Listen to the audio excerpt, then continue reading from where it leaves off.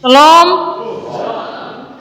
Bapak Mama bersaudara, tema kita jalan Tuhan adalah jalan damai. Hari ini kita bersyukur kita sudah ada di Minggu Sengsara kedua dan tema perenungan kita jalan Tuhan adalah jalan damai. Bapak Mama kita selalu berkata, damai itu indah. Damai itu indah. Kalimat ini indah untuk kita ucapkan. Tapi tidak semua orang mampu melakukan damai yang indah ini. Kalau kita ditanya, apakah kita mau hidup damai? Kita semua pasti jawab, ya, mau hidup damai. Tapi tidak semua orang mau mengusahakan dan mau berdamai dengan sesama. Mau damai untuk diri sendiri, ya. Tapi mau memberi damai bagi orang lain, itu susah. Apa yang kita tahu tentang damai? Damai itu suatu suasana di mana segala hal berada dalam hubungan yang harmonis, tenang, rukun, tentram, tidak bermusuhan. Lawan dari damai ini sesuai pembacaan kita, perseteruan. Perseteruan ini merampas sukacita dan damai sejahtera dalam hidup bersama, baik keluarga, bermasyarakat, dan berjemaah. Apa yang membuat kita tidak merasakan damai? Dan siapa di rumah yang menjadi orang yang tidak membawa damai? Apakah itu bapakku, mamaku? Kita bisa berseteru karena hal-hal yang sepele. Kita bisa saling menuduh dan mempersalahkan karena hal-hal yang kadang kita pikir tidak penting untuk kita buat jadi masalah. Coba kita tanya, ini barang ada di mana? Nanti ada yang jawab, rumah itu ada. Rumah itu taruh di mana? Karena hal-hal sepele kita bisa berseteru. Atau juga apakah ada bapak-bapak yang pulang mabuk, semua di rumah damai, tapi pulang itu langsung semua jadi perseteruan. Damai itu hilang. Kalau kita mau berdamai pakai kekuatan kita sendiri, tentu itu susah. Kita butuh figur pendamai yang dapat mendamaikan kita. Dan figur pendamai itu adalah Allah, yang bisa mendamaikan kita dengan Allah, sesama, dan alam ini. Pendamaian itu bukan saja urusan untuk berdamai dengan pihak lain, tapi mau berdamai dengan diri sendiri itu sudah penting. Tanpa pendamaian dengan diri sendiri, kita akan susah untuk berdamai dengan siapapun. Dan figur pendamai yang ada dalam perenungan kita, pembacaan kita hari ini adalah Tuhan Yesus. Kristus adalah pendamai bagi kita. Dia menjadi jalan damai bagi kita. Dia mendamaikan kita dengan Allah. Dia mendamaikan kita dengan sesama manusia. Dia mendamaikan kita dengan alam kita. Kristus Yesus adalah pendamai di tengah persoalan. Dalam Yesus Kristus ada perlindungan, ada kekuatan, ada arah untuk memperluas damai dengan orang lain. Paulus dalam pembacaan kita berbicara tentang jalan damai. Dan jalan damai ini adalah misi dari Allah untuk mendamaikan manusia, membebaskan manusia dari dosa dan kematian.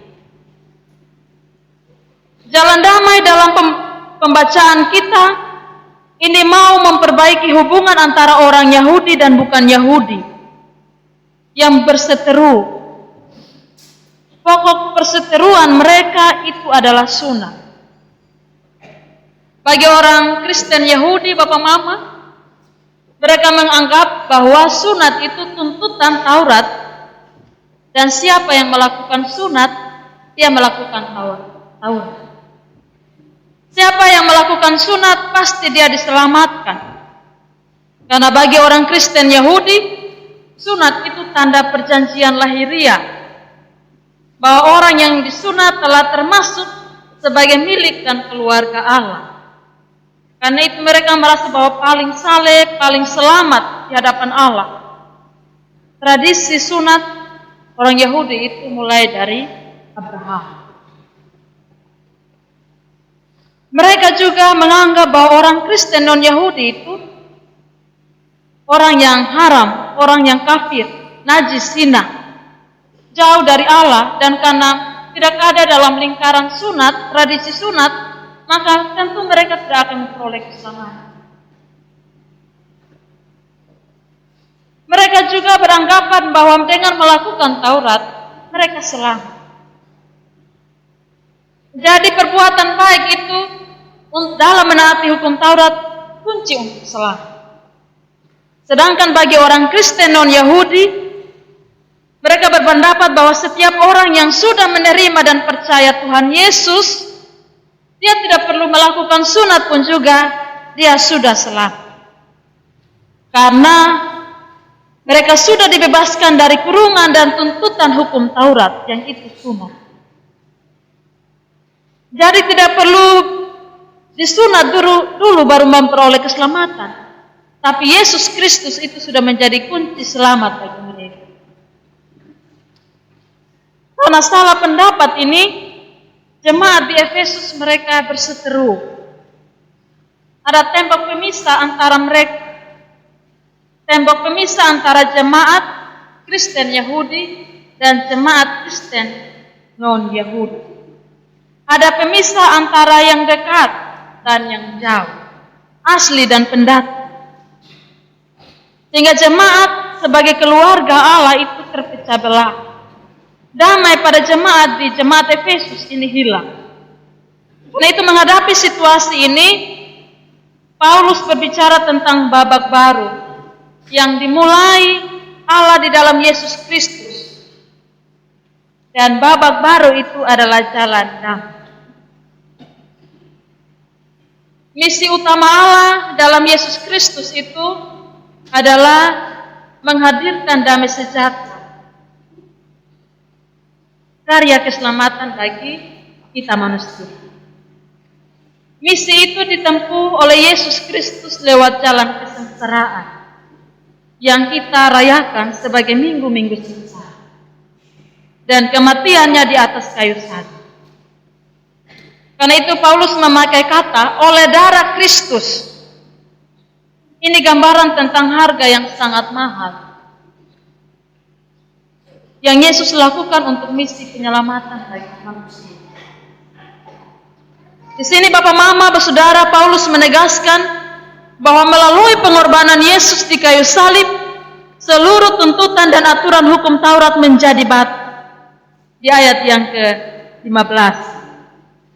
Hukum yang dibatalkan itu adalah berhubungan dengan hukum yang memisahkan Yahudi dan bukan Yahudi. Dan itu hukum sunat. Hukum haram dan halal. Paulus mau mengajarkan bahwa keselamatan diperoleh bukan karena melakukan tuntutan dan aturan Taurat, melainkan semata-mata anugerah Allah di dalam Yesus Kristus yang berkorban di kayu salib. Paulus mau mengingatkan bahwa keselamatan itu kita peroleh karena anugerah Allah. Kalau orang Kristen Yahudi menganggap bahwa selamat karena berbuat baik, tetapi Paulus memberikan pandangan bahwa kita melakukan baik itu karena respon atas anugerah Allah. Paulus juga mengingatkan jemaat di Efesus bahwa melalui kematian Yesus Kristus, Yesus menciptakan satu umat baru, yaitu semua etnis Yahudi dan bukan Yahudi, yang dekat, yang jauh, yang asli dan pendatang itu dipersatukan menjadi satu umat baru. Orang Yahudi tetap menjadi orang Yahudi. Orang yang bukan Yahudi tetap menjadi orang yang bukan Yahudi. Orang asli tetap menjadi orang asli. Pendatang tetap menjadi pendatang. Biarlah mereka tetap ada dalam perbedaan itu. Karena mereka telah disatukan menjadi satu umat baru. Karena orang Kristen, Yahudi berpendapat bahwa kalau orang yang ada dalam lingkaran keselamatan itu dia harus disunat. Kalau dia tidak disunat berarti dia tidak selamat. Paulus memberikan pandangan bahwa orang Kristen non-Yahudi tidak perlu disunat. Kalau tradisi Yahudi karena harus disunat, maka lakukanlah sunat. Kalau tradisi orang non-Yahudi, kalau tidak perlu disunat tapi selamat, biarlah itu semua berjalan. Jangan karena perbedaan ada persekutuan. Dan melalui pengorbanan Yesus Kristus juga Bapa Mama, terbuka jalan menuju pendamaian yang menghadirkan damai sejahtera Allah, di mana semua manusia dapat hidup sebagai keluarga Allah. Pendamaian yang Yesus lakukan melenyapkan perseteruan manusia dengan Allah dan juga dengan sesama. Pendamaian ini mendatangkan pengampunan dan penebusan atas hidup. Pendamaian menjadi jalan masuk dalam persekutuan dengan Allah sebagai satu keluarga yang saling terikat dan tersusun rapi. Tema perenungan kita, jalan Tuhan adalah jalan damai.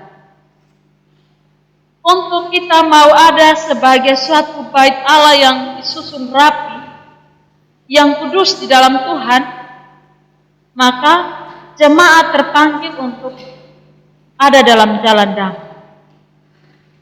Tuhan Yesus siap jalan damai untuk kita.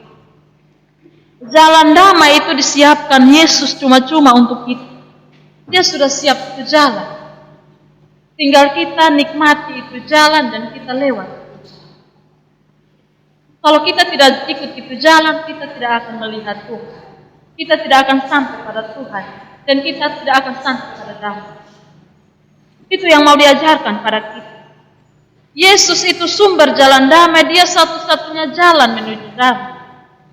Jadi kalau kita bilang mau hidup damai, tapi kita tidak ikut itu jalan, kita tidak akan melihat dan merasakan kebahagiaan dan berkat dari damai. Kalau kita dipersatukan dalam Kristus, harus ikut jalan damai. Walaupun kita dihina karena kita memperjuangkan damai, tapi itu mulia. Ada orang yang kalau kita berusaha untuk damai, kita mau minta maaf, dia sudah mulai bilang, kau rasa salah toh makanya datang ke sana. Biar kita dipandang hina, tapi kalau kita ada dalam jalan damai, itu jalan yang mulia. Karena jalan. Bapak Mama hidup dalam damai itu anugerah Tuhan, anugerah Allah, anugerah keselamatan. Kita dipanggil untuk hidup dalam damai sejahtera Allah. Dan juga kita harus membawa damai bagi orang lain. Tuhan Yesus berkata di Matius 5 di ayat 9 di ucapan bahagia, berbahagialah mereka yang membawa damai karena mereka disebut anak-anak Allah. Anak-anak Allah adalah anak yang membawa damai.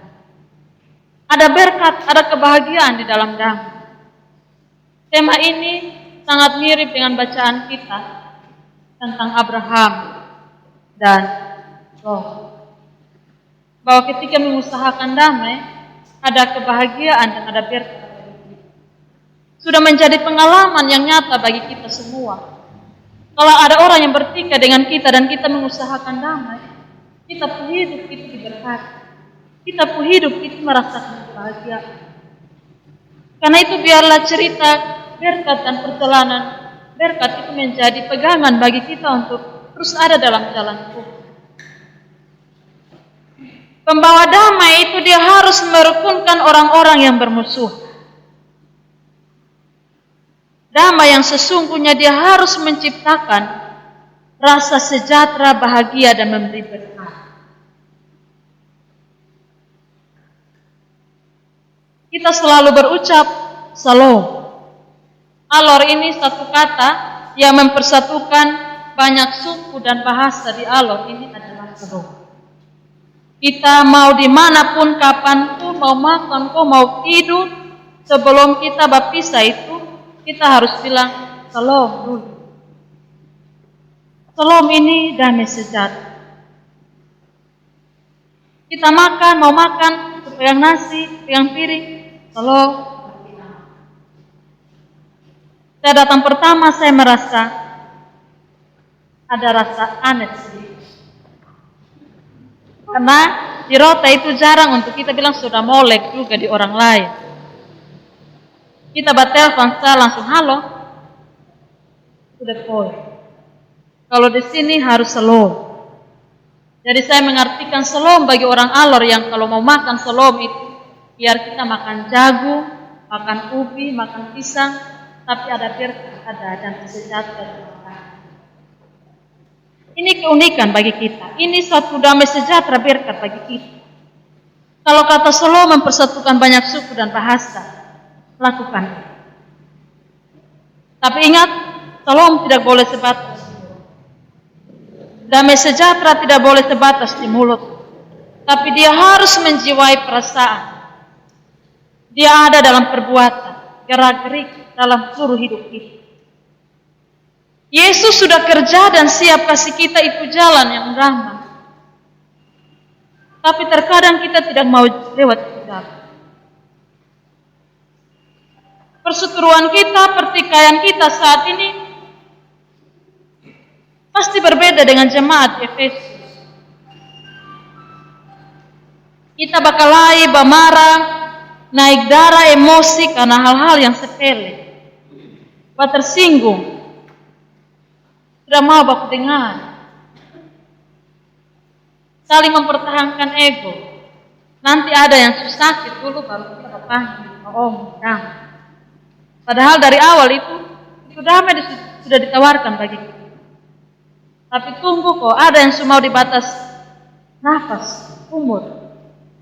Dulu baru kita berpanggil ke Kita menyia-nyiakan kesempatan hidup yang begitu lama dan jauh itu untuk kita berdamai. Jalan damai itu kita buka lebar. Jalan damai itu hanya bisa kita dapatkan di dalam Yesus. Semua pertikaian, perbedaan, tembok pemisah hanya bisa diselesaikan dalam jalan damai di dalam nama Yesus. Bapak Mama, jalan damai, jalan keselamatan yang Yesus siapkan bagi kita, maka kita harus mengartikan bahwa kita yang mengalami dan merasakan, merayakan minggu sengsara, kita sudah ada dalam kebenaran. Terus ada kepahitan dalam kita punya hati karena hal-hal sepele. Terus kita menyebut nama Tuhan terus dalam setiap ibadah kita kepada Tuhan. Tapi tidak ada damai sejahtera dalam kebersamaan, keluarga, persekutuan, bermasyarakat, berjemaat. Kita berdusta terhadap Tuhan. Itu bagian dari kita menyebut nama Tuhan dengan sembarangan. Kita menyebut nama Tuhan, tapi tidak ada damai. Jadi kalau kita merasakan damai sejahtera, merayakan minggu sengsara, maka harus ada damai dalam kebersamaan, dalam keluarga kita. Tembok pemisah pertikaian itu harus diruntuhkan. Kita diingatkan bahwa Kristus telah mempersatukan dan mendamaikan kita. Karena itu kita yang telah menerima Kristus dan merayakan minggu-minggu sengsara harus hidup dalam belas kasihan yang sungguh dan tidak lagi menciptakan tembok pemisah dan perseteruan dalam berbagi. Kita yang merasakan kebaikan Tuhan harus hidup dalam perdamaian dengan semua orang. Karena darah Kristus telah menyelamatkan, mempersatukan dan mendamaikan satu sama yang lain. Karena itu berhenti membangun tembok pemisah, tembok pemarah, permusuhan dalam masyarakat, jemaat, dan juga keluarga. Sudahi segala tembok pemisah itu dengan kasih dan damai Kristus. Kita yang datang di Tuhan ini hari, kalau masih ada tembok perseteruan pemisah, sudahi dengan kasih dan jalan damai Kristus. Bapak mama bersaudara, satu hal dalam hidup, tidak mungkin kita menghilangkan perbedaan. Sampai kapanpun perbedaan itu selalu ada. Perbedaan itu biarlah dia menjadi pewarna yang indah dalam persekutuan kebersamaan. Yang memperkaya kita untuk kita saling menguatkan sebagai anggota jemaat Nebu, sebagai keluarga, saudara-saudara sedaging. Karena terkadang bilang saudara sedaging ini yang dia pemarah ini lebih lama, dia perseteruan ini lebih lama dari orang yang sudah saudara sedaging.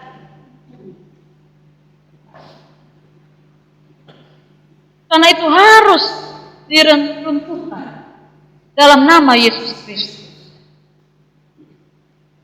Bapak mama bersaudara, kadang perseteruan itu terjadi dalam kehidupan keluarga. Anggota keluarga harus diruntuhkan. Pesta demokrasi kita sudah selesai, kita sudah lakukan. Harus kita akui bahwa perbedaan pilihan 5 tahun ini jangan sampai melonggarkan sendi-sendi kehidupan.